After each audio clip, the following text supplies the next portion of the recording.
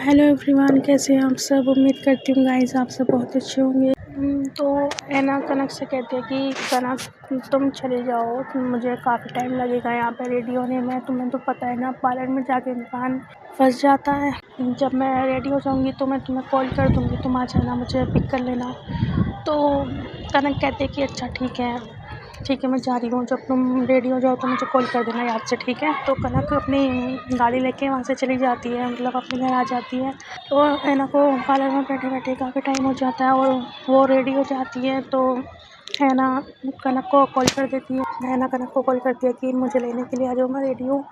तो कनक अपनी गाड़ी की चाबी लेती है, गाड़ी में ड्राइव वगैरह करके थोड़ी देर में ऐना के पार्लर पहुँच जाती है, जहाँ पे ऐना तैयार हो रही होती है। कनक कॉल करती है ना ऐना को कि कहाँ हो, मैं तो पार्लर में ही हूँ। तो ऐना कहती है कि हाँ अब पीछे टर्न तो करो। तो कनक का पीछे टर्न करती है और देखती है ऐना को, तो वो ऐना को देखती रह जाती है, क्योंकि ऐना मतलब माशाल्लाह काफ़ी प्यारी लग रही होती है यार। और ऐना मतलब इतने ज़्यादा मेकअप किया होता है ना पार्लर वाली दीदी ने, तो ऐना पहचानने में नहीं आ रही होती कनक के। तो कनक कहते कि यार दीदी ने तो कमाल कर दिया, हाँ तुम तो पहचानने में नहीं आ रहे मेकअप करते, ये तुम ही हो ना या कोई और है। तो है ना कनक को ऐसे ना छोटी काटती है कि, तो कनक कहती है कि हाँ क्या कर रही हो। तो कनक ऐना कहती है कि अरे मैं ही तो हूँ पागल, मुझे भूल गई, हाँ मैं ही हूँ, देखो तुम्हारी दोस्त। तो कनक कहती कि हाँ वैसे तुम पहचानने में नहीं आ रही ज़्यादा, मतलब कम लग रही हो ना मुझे, है ना। तो ऐना कहती कि हाँ मैं कम लग रही हूँ, तो मैं क्या फेस वॉश करके आऊँ, तुम तब जाके यकीन करोगी। तो कनक कहती नहीं मुझे यकीन आ गया, ये तुम ही हो, फेस वॉश मत करो, फेस वॉश करने की ज़रूरत नहीं है। तो ऐना कनक से कहती कि अच्छा ऐसा है क्या। तो कनक कहती कि हाँ ऐसे ही है। तो फिर ऐना कनक से कहती कि अच्छा अब चलो, काफ़ी टाइम हो गया ना, और वो तुम्हारी जो सिस्टर है वो उसका मेकअप कहाँ तक पहुँचा है। तो कनक कहती कि वो तो अपनी पार्लर में ही है, अभी मैंने बात की थी, टाइम लगने वाला है उनको। तो ऐना कहती कि अच्छा तो हमें कहाँ जाना है, घर या मंडप या फिर पार्लर। तो कनक ऐना से कहती कि नहीं हम मंडप में जा रहे हैं और तुम चलो जल्दी से। तो ऐना और कनक दोनों मंडप की तरफ गाड़ी ले लेती है और दोनों गाड़ी में से उतर के फिर मंडप में आ जाती हैं। कनक ऐना को एक रूम में लेके जाती है। कनक रूम से बाहर जाने लगती है, तो ऐना कहती है कि तुम कहाँ जा रही हो, तुम तो यहीं बैठो। तो कनक कहती है अरे मैं बस कॉल करके आई ना मेरी बहन को। तो ऐना कहती है कि कॉल तो पर तुम यहाँ पर भी कर सकती हो, बाहर भी जा रही हो। तो कनक कहती है कि हाँ वैसे बात तो तुम्हारी सही है, चलो तुम। कनक अपनी कज़िन को कॉल करती है कि हाँ कहाँ रह गई यार। तो वो कहती है कि हाँ बस आ रही है, रास्ते में है। कनक कॉल कट कर देती है और ऐना कहती है कि क्या हुआ कब तक पहुँच रहे हो। तो कनक कहती है कि बस पहुँचने वाले हैं, रास्ते में है। फिर सोनम का कॉल आता है, तो ऐना कॉल पिक करते है कि हाँ सोनम बोलो। तो सोनम कहती कि यार मैं ट्रैफिक में फंसी हुई हूँ, काफ़ी टाइम हो गया और मैंने कैब की थी, तो मेरी कैब भी ख़राब हो गई एन टाइम पे। और तो प्लीज़ कनक को बोल देगी क्या वो मुझे रिसीव कर लेगी। हाँ मैंने अभी कनक को कॉल की भी थी, पर उसका फ़ोन बिज़ी जा रहा था, तो मैंने तुझे कॉल। तो ऐना कहती कि हाँ कोई बात नहीं, मैं कर दूँ कनक से। तो सोनम कॉल कट कर देती है और ऐना सोनम कनक से कहती है कि वो यार तुम सोनम को क्यों नहीं लेकर आई अपने साथ, वो बेचारी ट्रैफिक में फंसी हुई है। तो ऐना कहती है कि कनक कहती कि यार वो सॉरी मैं पता नहीं कैसे भूल गई जल्दबाजी में। ऐना कहती कि कोई बात नहीं, अब तुम उसको जाके पिक कर लो, हाँ वो ना ट्रैफिक में फंसी हुई है। और तो कनक चली जाती है सोनम को रिसीव करने के लिए ना, और उसको अपनी गाड़ी में बिठा के मंडप में लेकर आ जाती है। तो फिर मैं जो कज़िन कनक की कज़िन होती है, वो उसकी एंट्री होती है होटल में, और वो होटल में आ जाती है। तो उसकी एंट्री हो रही होती है और पटाखे वगैरह फूट रहे होते हैं, खूब सारे पटाखे वगैरह फूट रहे होते हैं, और मूवीज़ वगैरह बन रही होती है उसकी, जो उसकी कज़िन होती है ना कनक की, मूवीज़ बन रही होती है, पिक्चर्स क्लिक हो रही होती हैं। तो जो कनक की कज़िन होती है वो अपनी फ़ोटोशूट वगैरह करवाने के बाद, वीडियो वगैरह बनवाने के बाद मंडप में आ जाती है। और मंडप में आने के बाद ऐना और कनक दोनों कज़िन के पास जाती हैं और उसको हग वगैरह करते हैं, उसके साथ सेल्फ़ी वगैरह लेते हैं। कनक की कज़िन बहुत ज़्यादा इमोशनल होती है, रो रही होती है। तो ऐना और कनक दोनों उसको चुप करा रहे होते हैं कि तुम क्यों रो रही हो, तुम्हारा मेकअप ख़राब हो जाएगा पागल। तो उसको ऐसे छेड़ रहे होते हैं ना कि मतलब ये ना रोए, और उसका माइंड डाइवर्ट कर रहे होते हैं दोनों के दोनों। कनक जाती है, पानी लेकर आती है अपनी कज़िन के लिए और ऐना के लिए। तो कनक अपनी कज़िन को पानी पिला रही होती है, तो कनक की कज़िन पानी वगैरह पी लेती है और उसको चुप करा देती है। और फिर थोड़ी देर में जो दूल्हा होता है उसकी एंट्री होती है, उसकी तो मतलब ग्रैंड वेलकम होता है, उसकी मतलब बारात आ जाती है और खूब सारे शोर शराबा हो रहा होता है। लड़कों का तो पता है आपको, जब बारात में जाते हैं कैसे चिछोरापंती करते हैं यार। तो बहुत सारा बहुत ज़्यादा शोर मचा रही होती है, पटाखे फोड़ रही होती हैं और गोलियाँ चला रही होती हैं। तो कनक ऐना को और अपनी बाकी कज़िन को लेकर पहुंच जाती है एंट्री पे ना, जहाँ पे दूल्हा खड़ा होता है अपनी टीम के साथ। तो वहाँ पे वो कर रही होती हैं शोर शराबा और अंदर आने की वो कोशिश कर रहे होते हैं। तो जो रिबन होता है ना, वो रिबन वगैरह कटवाते हैं, फॉर्मेलिटीज़ वगैरह। इतनी जल्दी भी क्या है जीजू अंदर जाने की यहाँ। तो कनक कहती है अपनी चीज़ चले जाना आराम से, पर उससे पहले तो आपको पता है ना ये जो पर उससे पहले तो आपको आपकी साली के हाथ पे पैसे रखने पड़ेंगे। जो कनक के जीजू होते हैं वो बहुत ज़्यादा शाही होते हैं, वो बोल ही नहीं रहे होते कुछ। तो लड़के कहते हैं कि 50,000 ये ज़्यादा नहीं हो गए। तो कनक कहते हैं कि नहीं ज़्यादा नहीं है, मेरे एक इकलौते जीजू हैं, ऐसा थोड़ी ना छोड़ेंगे अपने जीजू को। तो जीजू जो होती है मतलब उनके जो फादर होते हैं वो पैसे रख देते हैं हाथ पे, वो नहीं करते ना, मतलब वो जैसे बहस वगैरह होती है तो वो मतलब 50,000 रुपये मांगती है कनक, और उसके जो होते हैं जीजू के फादर वो 50,000 रुपये दे देते हैं कनक के हाथ पे, 50,000 रुपये रख देते हैं। और फिर 50,000 देने के बाद रिबन वगैरह कटती है। तो फिर दूल्हे की एंट्री होती है, वीडियो वगैरह बनती है, वीडियो वगैरह बनती है, फ़ोटो वगैरह खींचते हैं और दूल्हा जो होता है अपनी सीट पे जाके बैठ जाता है। फिर जो दोनों होते हैं दूल्हा दुल्हन उनकी फ़ोटो वगैरह खींचते हैं, साथ में वीडियो वगैरह बनती है। और थोड़ी देर में दोनों अपने मंडप में चले जाती हैं, मतलब जहाँ पे शादी होती है वहाँ चली जाती हैं। और फिर पंडित जी जो होते हैं वो रस्म शुरू करते हैं और फिर थोड़ी देर में इनकी शादी हो जाती है। और शादी होने के बाद खाना वगैरह चालू होता है, तो खाना वगैरह खा के खिला के सबको। और कनक ऐना को कहती है कि तुमने कुछ नहीं खाया ना, चलो मेरे साथ। तो ऐना कहती है कि अरे कहाँ, अरे पर मैंने तो खाया था। ऐना कहती है कि कनक कहती है कि हाँ मुझे पता है तुमने कितना खाया था, चलो मेरे साथ। तो ऐना कहती है कि नहीं मैं नहीं चाहूँगी, तुम फिर कल की तरह ना मुझे टोंट काटोगी, मैं कितना खाती हूँ, मुझे नहीं खाना अब। तो कनक कहती है कि प्लीज़ जान ऐसे नहीं करो यार, मैं तो मजाक कर रही थी, तुम सीरियस हो जाती हो। हाँ तो ऐना कनक से कहती कि क्या बोला तुमने। कनक कहती कि मैंने बोला कि प्लीज़ जान। तो ऐना कहती है कि तुमने मुझे जान बोला। तो कनक कहते कि हाँ मैंने तुम्हें जान बोला। तो ऐना कहते कि तुमने मुझे जान क्यों बोला। हाँ तो क्या मैं तुम्हारी जान हूँ। तो कनक कहती कि ऑफ कोर्स तुम मेरी जान हो, तभी तो मैंने तुम्हें जान बोला।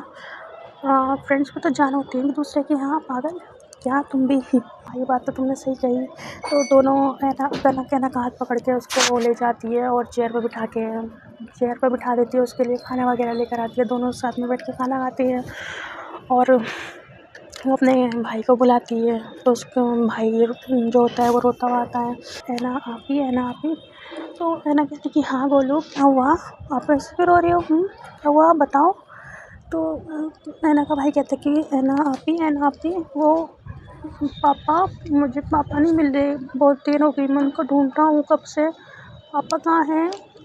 तो ऐना कहती कि बेबी पापा वो अंकल है ना, ऐना कनक दी के पापा, उनसे बात करने की उनके साथ हैं बेटा, आप रोना बंद करो, ऐसे नहीं रोते।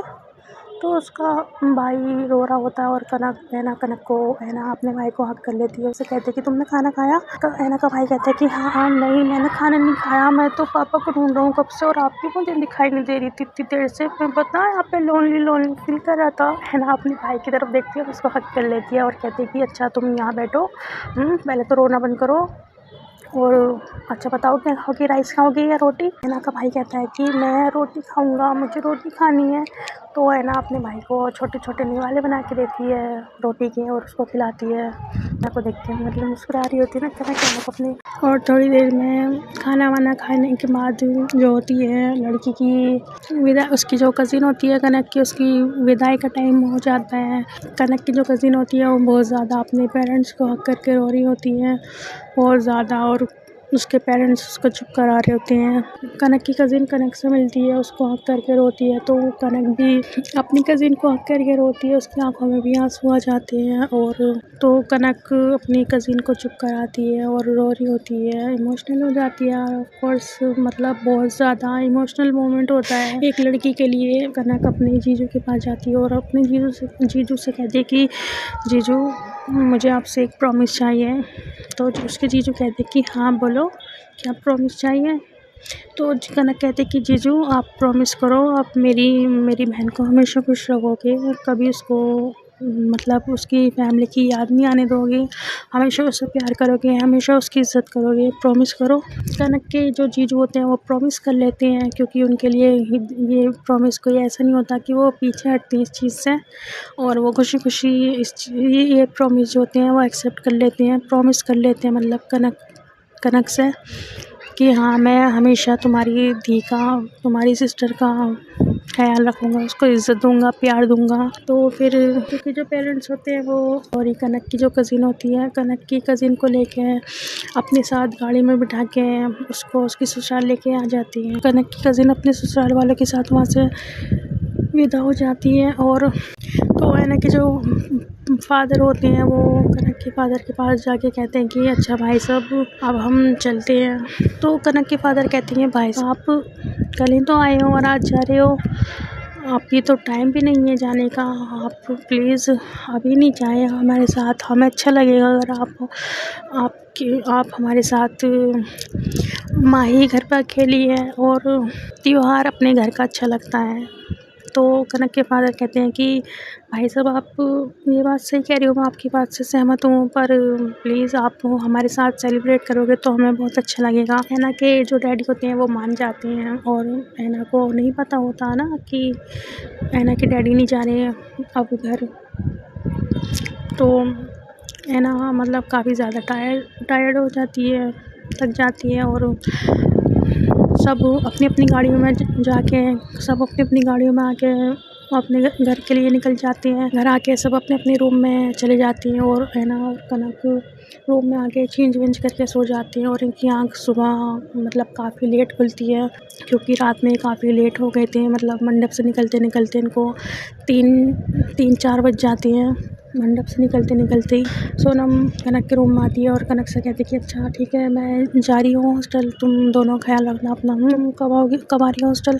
तो कनक कहती कि बस शायद कल ही। सोनम कहती कल, पर कल तो ईद है ना। तो कनक कहती कि अभी हाँ यार मैं तो भूल ही गई, कल तो ईद है। तो सोनम कहती है कि अच्छा ठीक है मैं जा रही हूँ। कहती है कि अच्छा तू गाड़ी में बैठ, मैं तुझे ड्रॉप करके आती हूँ ना स्टेशन तक।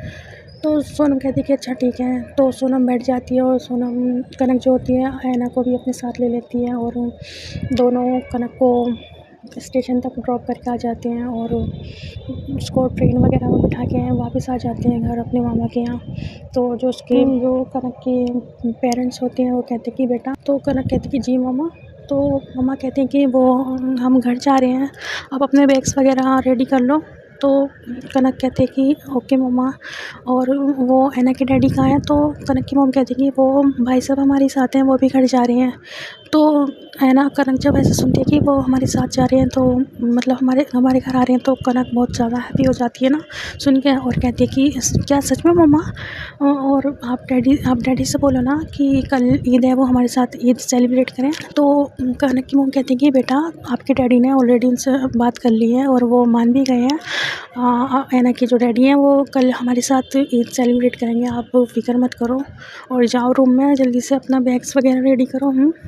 तो कनक बहुत ज़्यादा हैप्पी हो जाती है बात सुन के, और वो रूम में जाती है, अपने बैग्स वगैरह रेडी करती है, और अपनी जो उसकी जो उसकी मामा मामी होते हैं उनसे बातचीत करती है, उनका पैर वगैरह छूती है, ग्रीटिंग वगैरह करती है, उनको हग वगैरह करके घर से बाहर आ जाती है। तो जब ऐना और कनक बाहर आ रहे होते हैं घर से, तो अभिषेक ऐना को आवाज़ देता है, और अभिषेक ऐना से कहता है कि ऐना प्लीज़ मेरी बात सुन लो यार, मैं कब से तुम्हें ढूंढ रहा हूँ ना, तुमसे बात करने की कोशिश कर रहा हूँ, पर प्लीज़ बात कर लो यार।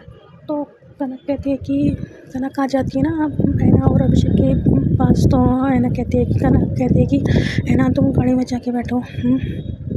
तो अभिषेक कहता है कि है ना कनक तुम्हारी प्रॉब्लम क्या है यार, हाँ मैं बात कर रहा हूँ है ना से, तो मुझे बात करने दो ना, कम से कम जो मैं उसको हार्म करने के लिए नहीं आ रहा हूँ यार, बार बार मुझे उससे बात करनी है प्लीज़, मैं गिल्टी फील कर रहा हूँ इसलिए उसके पास उससे बात करने के लिए आ रहा हूँ, पर तुम हो कि मुझे बात ही नहीं करने दे रही हो। तो है ना गाड़ी में से उतर जाती है ना, वो सुन लेती है बात। तो अभिषेक है ना के पास जाता है और उससे ना माफ़ी वगैरह मांगता है और सॉरी बोलता है कि आई एम सॉरी, मैं ड्रंक था परसों रात, मुझे पता नहीं था मैं क्या कर रहा हूँ, मैं जब होश में आया तब जाके मुझे पता चला, और प्लीज़ तुम मुझे माफ़ कर दो, मैंने तुम्हारे साथ मिसबिहेव किया, आई एम सॉरी यार। तो अभिषेक सर झुका के नीचे खड़ा होता है ना, सर झुका रखा होता है उसने, नीचे देख रहा होता है ज़मीन की तरफ।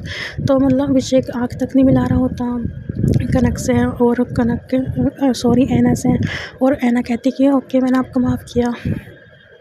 तो ऐना माफ़ कर देती है अभिषेक को और गाड़ी में आके बैठ जाती है। तो अभिषेक वहाँ से चला जाता है और कनक ड्राइव करके अपनी फैमिली को 2-3 घंटे की ड्राइव के बाद ये कनक के घर पहुँच जाती हैं, और कनक के घर आने के बाद 2-3 घंटे की ड्राइव के बाद कनक के घर आ जाती हैं, और कनक के घर आने के बाद गाड़ी में से उतर के सब वो घर में चले जाती हैं। और घर में आने के बाद तो मुश्किल से मतलब आधा घंटा होता है, तो उसके पेरेंट्स होते हैं कनक के, वो जल्दी से घर में जाते हैं और हाथ वगैरह धो के अपना खाना बनाना शुरू कर देते हैं ना उनके लिए। तो है ना देखती है आंटी को जाते हुए किचन में, और है ना आंटी के पीछे पीछे आ जाती है। आंटी से कहती है कि आंटी आप प्लीज़ परेशान नहीं होए, कनक ने रास्ते में से फ्रूट्स वगैरह ले लिए थे, तो हम फ्रूट्स वगैरह खा लेंगे, प्लीज़ आप परेशान नहीं होइए। आप कितनी ज़्यादा आपने कल भी काम किया था और अभी आप ट्रैवल करते हुए आए हो और थक गए होंगे, तो प्लीज़ आप हमारी वजह से परेशान नहीं होए। तो आंटी कहती हैं कि बेटा इतने टाइम बाद घर आए हो और मैं ऐसे कैसे आपके लिए कुछ ना बनाऊँ, हाँ ऐसा हो सकता है क्या? और मेरी बच्ची इतने दिनों में घर आई है, मैं तो ज़रूर बनाऊँगी अपनी बच्ची के लिए खाना अपने हाथों से। तो है ना बहुत ज़्यादा मना करती है ना आंटी से कि आंटी नहीं रहने दो, आप आराम कर लो, मैं कर लूँगी। तो आंटी कहती है कि नहीं बेटा आप मेहमान हो और मेहमान से कोई काम थोड़ी करवाते हैं हम, मेहमान तो भगवान होते हैं। तो है ना कहती कि आंटी आप अपनी बेटी भी बोल रही हो और आप ये भी बोल रही हो कि मैं मेहमान हूँ, आंटी पहले आप डिसाइड कर लो ना कि मैं आपकी बेटी हूँ या आप मेहमान हूँ। तो आंटी कहती हैं कि बेटा आप मेरी बेटी हो, पर प्लीज़ हाँ अभी आप मुझे ना मेरी बातों में नहीं फंसाओ, आप कनक की जैसी हो, जैसे कनक मेरी बेटी है वैसे ही आप मेरी बेटी हो, पर आप प्लीज़ चले जाओ ना, अपना फ्रेश वगैरह हो जाओ और अपने डैडी को भी बोल दो कि वो आके मतलब आ जाए ना डाइनिंग टेबल पे आके बैठ जाएँ। तो ऐना चली जाती है रूम से, ऐना चली जाती है किचन से और अपने डैडी को भी बोल देती हैं कि डैडी, ऐना के डैडी आ जाती हैं और अपनी थोड़ी देर में मतलब आंटी जो होती हैं अपना जो उनके लिए खाना वगैरह बनाती है वो बना लेती हैं और सब इकट्ठे होकर खाना वगैरह खाते हैं। मतलब ऐना और ऐना के जो डैडी होते हैं वो अपना रोज़ा वगैरह खोलते हैं, तो रोज़ा वगैरह खोलने के बाद जो ऐना के डैडी होते हैं वो नमाज़ पढ़ने के लिए चले जाते हैं और ऐना भी नमाज़ पढ़ने के लिए चली जाती है थोड़ी देर में। तो ऐना की जो डैडी होते हैं वो कनक से कहते हैं बेटा, तो कनक कहते हैं कि जी अंकल। तो वो कहते हैं कि बेटा यहाँ पे स्टेशन किधर है, मुझे माही को पिक करने के लिए जाना है ना, वो आ रही है। तो कनक कहती है कि ओ वाओ क्या माही आ रही है? तो अंकल कहते हैं कि यस बेटा माही आ रही है, मुझे उसको पिक करने के लिए जाना है, उसकी बस उसकी ट्रेन आने वाली है कुछ देर में ना। तो वो कनक कहती है कि ओके अंकल आप चलिए मेरे साथ। तो कनक अंकल को गाड़ी में लेके और स्टेशन की तरफ आ जाती है और थोड़ी देर में जो माही होती है वो ट्रेन में से उतर के अंकल के पास जाती है, उनको हग वगैरह करती है और कनक से मिलती है, कनक को भी हाई हेलो करती है और गाड़ी में आके बैठ जाती है। कनक अंकल और माही को घर लेकर आ जाते हैं और अगले दिन ईद का दिन होता है। वैसे तो ईद चली गई है पर कोई बात नहीं, आप स्टोरी में अभी कोई बात नहीं गाइज़, आप दोबारा से ईद को एंजॉय कर लेना। तो माही को लेके घर आ जाती है और गाइज़ आप सब सोच रहे होंगे कि माही कौन है। तो गाइज़ माही जो है आप सब सोच रहे होंगे कि माही जो है वो ऐना की कज़िन है या उसकी सिस्टर है। तो गाइज़ ऐसा कुछ नहीं है, माही जो है वो ऐना की चाइल्डहुड फ्रेंड है और माही जो है ऐना के साथ ऐना के घर में रहती है। मतलब इसको अगले दिन ऐना की आंखें खुलती हैं और ऐना वॉशरूम में जाके चेंज करके शावर वगैरह लेके फ्रेश वगैरह होके नीचे आ जाती है किचन में, और किचन में जाके देखती है कि कनक की जो मोम होती हैं वो काम कर रही होती है, मतलब जो सेवियाँ वगैरह होती हैं वो बना रही होती हैं, क्योंकि स्टोरी में जो होती है ईद का दिन होता है, कुछ ब्रेकफास्ट की तैयारी वगैरह कर रही होती है ना आंटी के पास। और कहते कि आंटी आप क्या कर रहे हो, मैं आपकी कुछ हेल्प कराऊँ। तो आंटी कहती कि नहीं बेटा आप जाके, नहीं बेटा आप जाके रेडी हो जाओ, नहीं बेटा सब कुछ हो गया, आप जाके रेडी हो जाओ, है ना। बहुत ज़्यादा ज़िद कर रही होती है आंटी से, तो आंटी कहती है अच्छा ओके, आप चाय बना दो, है ना। चाय बनाने लगती है और आंटी ब्रेकफास्ट वगैरह रेडी कर लेती हैं और है ना से कहती है कि है ना बेटा अब आप चले जाओ रूम में, चेंज वगैरह कर लो।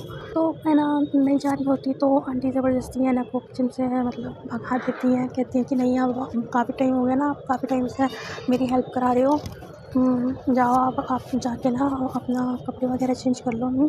तो है ना फिर चली जाती है अपने रूम में, आ जाती है, तो मतलब कनक के रूम में आ जाती है और रूम में आके जो कपड़े वगैरह होते हैं है ना बैग में से कपड़े वगैरह निकाल के और शावर लेने के लिए चली जाती है। और शावर लेने के बाद आके अपनी कॉम्ब वगैरह करना शुरू कर देती है, कॉम्ब वगैरह मेकअप वगैरह करना शुरू कर देती है। मेकअप वगैरह कर रही होती है तो माही भी उठ जाती है इतनी उठने में ना, और माही भी शावर लेने चली जाती है, अपने कपड़े वगैरह चेंज करके आ जाती है। तो है ना अपने पापा के रूम में जाती है, देखती है कि पापा तो उसके नहीं होते रूम में, क्योंकि वो अपनी नमाज़ पढ़ने गए हुए होते हैं। और जो ऐना का भाई होता है, ऐना उसको उठाती है, अपने भाई को गोलू को, उसको रेडी वगैरह कराती है। जो ऐना के पापा कनक के पापा होते हैं वो उठ जाते हैं, वो भी उठ जाती हैं। और थोड़ी देर में जो ऐना के पापा होते हैं वो भी नमाज़ पढ़ के आ जाते हैं। और नमाज़ पढ़ने के बाद आके सबके सब इकट्ठे हुए होते हैं डाइनिंग टेबल पे, और वहाँ पे मतलब सब डाइनिंग टेबल पे बैठे होते हैं। बस एक इंसान मिसिंग होता है और वो होती है कनक सो रही होती है घोड़े गधे बेच के। तो आंटी कहती कि आंटी ऐना से कहती कि बेटा आप कनक को उठा दो। तो ऐना चली जाती है कनक को उठाने के लिए और सो रही होती है। और ऐना दोबारा कहती है कनक उठ जाओ, आपकी मम्मा ने बुलाया ना, सब डाइनिंग टेबल पर वेट कर रहे हैं आपका, जल्दी उठो। तो कनक को पता नहीं क्या होता है, कनक ऐना का हाथ पकड़ के ना उसको बेड पे लिटा देती है और हक करके लेट जाती है उसके साथ। तो ऐना कहती कि कनक क्या कर रही हो, कनक क्या कर रही हो यार, कनक छोड़ो, कनक क्या कर रही हो। तो ऐना थोड़ा शाउट करती है ना, ऐना ज़ोर से चिल्ला के बोलती है ना, तो कनक एकदम से आके खुलती है, कनक मतलब करके ना खुद बेड से उठ जाती है और कहती कि ओ आई एम सो सॉरी। तो ऐना कहती कि इट्स ओके। तो कनक ऐना को देख रही होती है बड़े ख्याल से, ऐना मतलब बहुत प्यारी लग रही होती है ना, क्योंकि ऐना सिंपल रहती है, ज़्यादा मतलब मेकअप वगैरह नहीं करती, वो सिंपल रहना ज़्यादा पसंद करती है और सिंपल से कपड़े पहनती है ऐना सिंपल से कपड़े पहनती है, सिंपल रखना ज़्यादा पसंद करती है ना अपने आप को, मेकअप वगैरह नहीं करती वो ज़्यादा। तो थोड़ा सा उसने किया होता है ये होती है हर लड़की का, मतलब श्रृंगार करने का मन करता है ईद पे, मेकअप वगैरह किया होता है ना थोड़ा सा। तो कनक ऐना को देख रही होती है और ऐना को देख के मुस्कुरा रही होती है और कहती कि वाह तुम तो बहुत प्यारी लग रही हो। तो ऐना शर्माने लगती है, कहती कि थैंक यू, अब जाओ जल्दी से शावर लेकर आओ और जल्दी से ना 5 मिनट के अंदर डाइनिंग टेबल पे मिलो। तो कनक कहती कि जी माता श्री ठीक है आप कहो। तो कनक वॉशरूम चली जाती है ना, तो कनक वॉशरूम चली जाती है चेंज वगैरह करने के लिए और थोड़ी देर में डाइनिंग टेबल पे आके बैठ जाती है और सब इकट्ठे होकर नाश्ता वगैरह कर रहे होते हैं डाइनिंग टेबल पे। तो जो कनक के पापा होते हैं वो ऐना के पास आते हैं और ऐना को ईदी वगैरह देते हैं। हाँ गाइस आपको पता है ना वैसे ईदी क्या होती है, ईदी मतलब ईदी को सिर्फ ईद वाले दिन ही ईदी बोलते हैं, बाकी दिन ईदी नहीं बोलते हैं। तो यहाँ कनक के पापा ऐना के पास जाते हैं, उसको ईदी देते हैं, उसके सर पे हाथ वगैरह रखते हैं। और जो कनक की मम्मा होती हैं वो भी फिर ऐना को ईदी देती हैं। और उसके छोटा भाई होता है उसको और माही को, कनक को, सबको ईदी देती हैं इकट्ठे करके। और जो ऐना के पापा होते हैं वो कनक के पापा से हक करते हैं, मतलब ईद मिलते हैं। कनक की जो मॉम होती हैं वो ऐना से ऐना को ईद मुबारक विश करती हैं और माही को, उसके छोटे भाई को, फिर कनक को विश करती हैं। तो ऐना जो होती है ना बाकी सबको विश कर देती है ना ईद मुबारक विश। तो जो कनक होती है, कनक देख रही होती है ना कि मतलब मेरा नंबर कब आएगा, कब मुझे कब विश करेगी ना ऐना। तो कनक ऐसा थोड़ा मुँह लटका के बैठी हुई होती है और ऐना से कहती है कि तुमने मुझे विश नहीं करा, क्या हुआ, मुझे विश नहीं करोगी तुम। तो ऐना कहती है अरे मैं तो सॉरी, मैं तो भूल ही गई। तो कनक कहती कि हाँ ये सही है, हाँ सबको विश करना कर लिया तुमने, किसी को नहीं बोली तुम, बस जब मेरी मम्मी आई तो मुझे तुम विश करना भूल गई, ये सही है। हाँ तो कनक ऐना से कहती कि चलो मैं तुम्हें मेरा शहर घुमा के लाती हूँ। तो ऐना कहती है कि अच्छा तुम चलो, मैं वापस कह के आती हूँ ना। तो ऐना कनक कहती कि हाँ ओके ठीक है, मैं बाहर वेट कर रही हूँ तुम्हारा, जल्दी आना प्लीज़। हाँ तो कनक चली जाती है और है ना अपने पापा के पास जाती है कि अपने पापा के पास जाके कहती है कि पापा पापा। तो ऐना के पापा कहते हैं कि जी बेटा बोलो। तो ऐना कहती कि वो पापा मैं कनक के साथ बाहर जा रही हूँ, माही मैं और बोलो कनक के साथ जा रही हैं बाहर। तो अंकल कहते कि हाँ ओके बेटा ठीक है, आप सब ध्यान से जाना। हम तो ऐना कहती कि ठीक है पापा, ठीक है पापा। तो ऐना बाहर आ जाती है, गाड़ी में आके बैठ जाती है और कहती है कि चलो। कनक कहती कि हाँ ओके। तो कनक गाड़ी स्टार्ट कर लेती है और ऐना को अपना शहर घुमा रही होती है। और दूसरी तरफ मायशा अपनी जेफ के साथ गोवा से आ जाती है और मायशा अपने घर पर होती है। मायशा रेडी वगैरह हुई होती है तो मायशा अपने दादू के रूम में जाती है। उनको मायशा रेडी होकर नीचे लिविंग एरिया में आ जाए और लिविंग एरिया में आके मायशा अपने दादू को ढूंढ रही होती है। तो मायशा अपने दादू को ढूंढ रही होती है। तो मायशा कहती है कि दादू कहाँ है। तो मेट कहते हैं कि दादू तो किचन में है। तो मायशा किचन में चली जाती है और अपनी दादू किचन में जाके अपने दादू को हक कर लेती है और अपने दादू को ईद मुबारक विश करती है। तो दादू मायशा को ईद मुबारक विश कर मायशा दादू से कहती है कि दादू आप यहाँ क्या कर रहे हो। तो दादू कहती है कि बेटा मैं किचन में आई थी ना तुम्हारे लिए सेवइयाँ बनाने, तुम्हें कितनी ज़्यादा पसंद है सेवइयाँ और तुम हर साल ईद पे बनवाती हो मुझसे सेवइयाँ, हर साल ज़िद करके मुझसे सेवइयाँ बनवाती हो।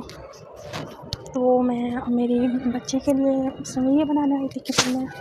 तो मायशा दादू से कहती कि दादू आई नो मुझे सेवइयाँ पसंद है, पर आपकी तबीयत ठीक नहीं है ना अभी, आपको डॉक्टर ने रेस्ट करने को बोला है, तो आप क्यों मतलब काम कर रहे हो ना, मिर्च वगैरह है वो बना देती सेवइयाँ। तो दादू कहते कि बेटा आज से पहले, पर बेटा तुम्हें तो मीट के हाथ की पसंद ही नहीं आती सेवइयाँ। और बेटा मैं ठीक हूँ। अब इतनी ज़्यादा तबीयत ख़राब नहीं है ना मेरी, अब तो मैं काफ़ी पहले से काफ़ी बेहतर हूँ। तो मायशा कहती कि हाँ आई नो आप पहले से काफ़ी बेहतर हो, पर फिर भी चलो आप रूम में और आप रेडी नहीं हो रहे हो। तो दादू कहते कि रेडी पर कहाँ के लिए, कहाँ हम कहीं जा रहे हैं, हम कहीं जा रहे हैं। तो मायशा कहती कि हाँ नहीं जा तो नहीं रहे, पर आप बोलोगे तो हाँ हम ज़रूर जाएंगे, नहीं जा तो नहीं रहे पर आप बोलोगे तो हम ज़रूर बाहर जाएंगे। तो दादू की अच्छा ओके चलो मैं रूम में जा रही हूँ ना रेडी होने के लिए, कपड़े वगैरह चेंज करने के लिए। तो दादू रूम में चली जाती है। तो मायशा अपनी बुआ की बेटी यानी कि सबा को ईद मुबारक विश करती है और सबा हक करती है और हक करके ईद मुबारक विश करती है। तो सबा जो होती है मायशा को खुद से दूर कर देती है। और तो सबा मायशा से कहती है कि बिना हक के भी ईद मुबारक विश कर सकती हो, तो मुझे ज़रूरी नहीं कि तुम्हें हक करके ईद मुबारक विश करना है, बिना हक के भी तुम ईद मुबारक विश कर सकते हो। तो सबा गुस्से में कहती है ना। तो मायशा कहती है कि हाँ आई नो मैं बिना हक किए भी तुम्हें विश कर सकती हूँ, पर ईद पे जब तक हक नहीं करते एक दूसरे को तब तक मज़ा नहीं आता ना, और घर वालों को ऐसा फीका फीका थोड़ी विश करते हैं हम, एक हक तो बनता है यार, हक तो बनता है यार, मेरी बहन हो तुम। मायशा सबा कहती है कि मेरी बहन, सीरियसली हम बहनें हैं, मुझे तो नहीं लगता कि हम बहनें हैं, तुम मेरी बहन नहीं मेरी दुश्मन हो। तो मायशा कहती है कि प्लीज़ यार आज के दिन तो ये बातें ख़त्म कर दो कि मैं दुश्मन हूँ तुम्हारी या तुम मेरी दुश्मन हो, क्या तुम हक नहीं कर सकती मुझे। तो सबा कहती है कि मुझसे दूर रहा करो तो फ़ायदे में रहोगी तुम। तो सबा ये बोल के वहाँ से चली जाती है और मायशा इमोशनल हो रही होती है। तो इतने में बुआ आ जाती हैं और बुआ मायशा को हक करती हैं, ईद मुबारक विश करती हैं। तो मायशा अपनी बुआ को ईद मुबारक विश करती है। तो मायशा की बुआ जो मायशा की आंखों में देखती हैं तो कहती हैं ओए तुम्हें क्या हुआ, हाँ रो क्यों रही हो। तो मायशा कहती है कि दादू, मायशा अपनी बुआ से कहती है कि बुआ पता नहीं सबा को क्या दिक्कत है मेरे से, वो कभी मुझसे सीधे मुँह बात ही नहीं करती। मैं हमेशा कोशिश करती हूँ ना उसके पास जाने की, उसके साथ अपने रिश्ते ठीक करने की, पर वो लड़की मुझसे बात ही नहीं करती, वो तो मुझे अपना दुश्मन मानती है, ऐसा क्यों हुआ। तो बुआ कहती कि बेटा तुम्हें पता तो है सबा की आदत का, वो तुम्हें दुश्मन कह रही है तो ज़रूरी नहीं कि वो तुम्हें दुश्मन ही मानती है अपना। तुम मुँह मत लटकाओ और अपना मूड ठीक करो और आज ईद है ना। और जब तुम अपना मुँह लटकाती हो ना मुझे बिल्कुल अच्छा नहीं लगता, क्योंकि तुम जैसे सबा मेरी बच्ची है वैसे तुम मेरी बच्ची हो। तो मायशा अपना मुँह ठीक कर लेती है बुआ की बात सुन के। तो मायशा अपनी बुआ से बात कर रही होती है और इसी बीच तो मायशा के फ़ोन पे इंशा की कॉल आती है और इंशा कहती है कि बेबी कहाँ हो। तो मायशा कहती है कि घर पे ही हूँ, मुझे कहाँ होना है। तो इंशा कहती है ओके ग्रेट, मैं घर आ रही हूँ और फिर हम दोनों साथ में बाहर जा रहे हैं। तो मायशा कहती है कि ओके ठीक है आ जाओ आप। तो मायशा की जीएफ अपने घर से निकल के थोड़ी देर में मायशा के घर आ जाती है और मायशा को देखती है। मायशा लिविंग एरिया में बैठी होती है। मायशा की जीएफ मायशा के पास जाती है। मायशा के पास जाती है, मायशा के पास जाके मायशा को ईद मुबारक विश करती है। तो मायशा अपनी जीएफ को मायशा भी अपनी जीएफ को ईद मुबारक विश करती है। और मायशा की जीएफ जो होती है मायशा की जीएफ मायशा से कहती है कि बेबी, तो मायशा की जीएफ मायशा से कहती है कि बेबी वो मेरी ईदी कहाँ है। तो मायशा कहती है कि ईदी एक मिनट। तो मायशा अपनी पॉकेट से पैसे निकालती है और इंशा के हाथ पे रख देती है। तो इंशा जब पैसे देखती है तो इंशा का मूड ख़राब हो जाता है पैसे देख के। तो इंशा गुस्से में मायशा से कहती है कि ये क्या मज़ाक है, हाँ ये ईदी है मेरी। तो मायशा कहती है कि बेबी हाँ ये आपकी ईदी है। तो इंशा कहती है कि ये 1000 रुपये दोगी मुझे ईदी पे, शर्म नहीं आई आपको। तो मायशा कहती है कि अरे पर मुझे क्यों शर्म आएगी, मैंने तो दे दी ना आपको ही आपकी ईदी। तो इंशा कहती है कि आपको लगता है कि मैं 1000 रुपये लूँगी, हाँ। तो मायशा कहती है अरे बेबी ईदी होती है ना, सामने वाला बंदा चाहे जितने रुपये भी दे तो आपको एक्सेप्ट कर लेनी चाहिए खुशी खुशी। तो इंशा कहती पर मैं महान नहीं हूँ ना, मैं नहीं रख सकती 1000 रुपये। तो इंशा कहती है कि एक काम करो, ये 1000 रुपये भी आप ही रख लो अपने पास। हाँ सीरियसली यार, आपकी जीएफ हूँ मैं, आप 1000 रुपये दोगी मुझे ईद पे। तो मायशा ने जो ईद दी होती है इंशा को, वो इंशा मायशा को वापस दे देती है और गुस्से में जाने लगती है। तो मायशा कहती है ओ बेबी इंशा रुको। तो इंशा जाने लगती है ना गुस्से में, उसका मूड ख़राब हो जाता है 1000 रुपये देख के।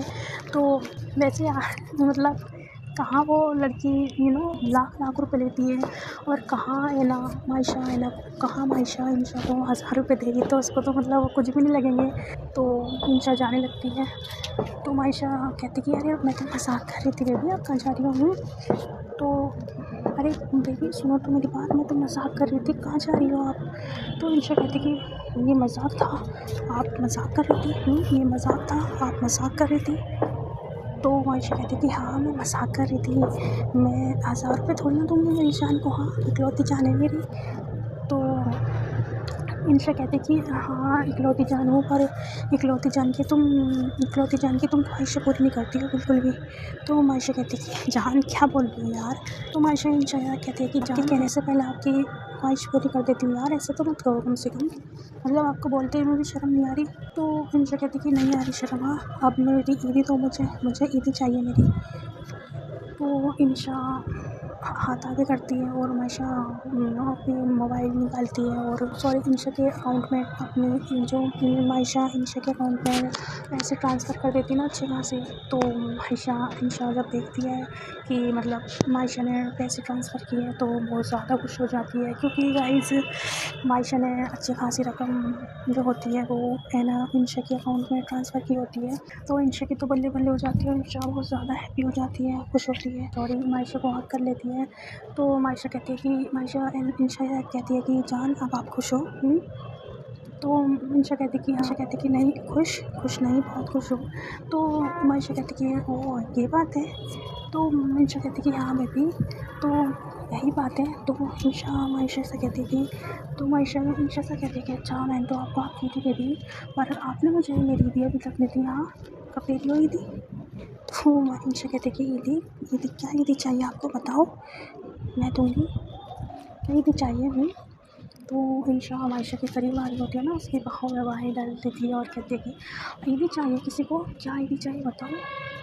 तो मायशा कहती है कि पक्का मुझे मेरी ईदी दोगी, मना तो नहीं करोगी ना। तो इंशा कहती है कि बेबी मेरी बस में हुई तो मैं ज़रूर दूँगी, और बस में नहीं हुई तो पता नहीं फिर। तो मायशा इंशा से कहती है कि वो ज़्यादा कुछ नहीं, आपकी फ्रेंड है ना जो मुझे बिल्कुल नहीं पसंद।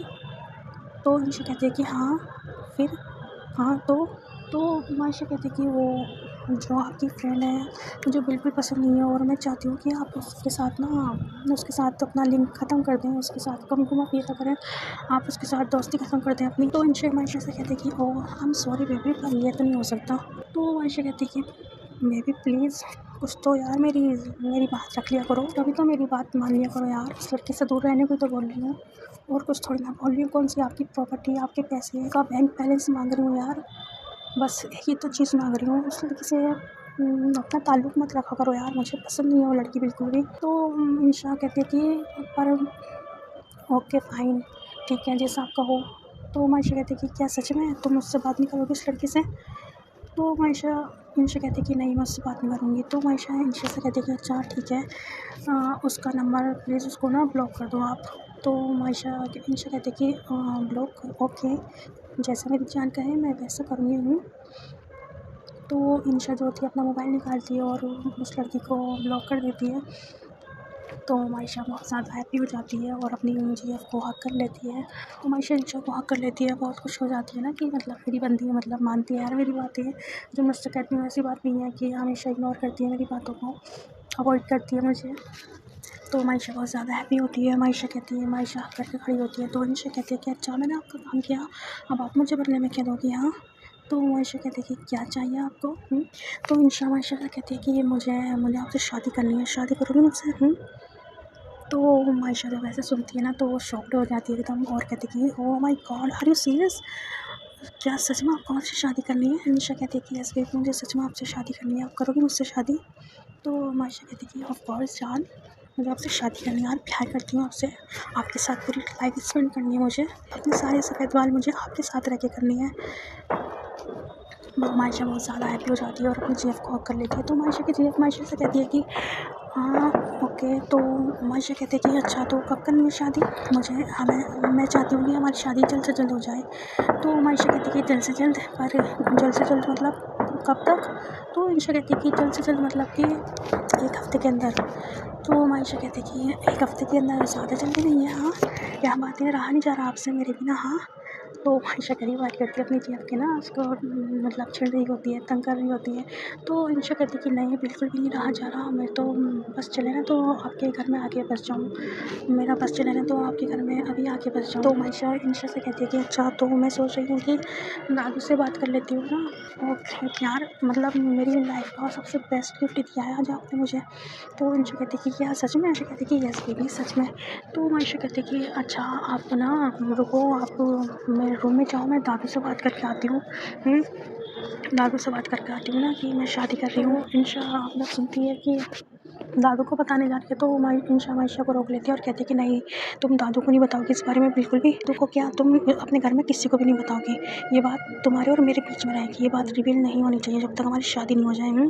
तो इंशा का मतलब एकदम से ना जो ट्यून होती है वो चेंज हो जाती है और ऐसा थोड़ा गुस्से में बोल रही होती है ना मायशा से। तो मायशा कहती है कि कूल डाउन बेबी, क्या यार शादी है यहाँ, ऐसा थोड़ी शादी करूँगी मैं आपसे यार, शादी है मेरी, शादी ऐसे थोड़ी अच्छी लगती है, कम से कम मेरे दादू को तो पता होना यार कि उनकी पोती शादी कर रही है।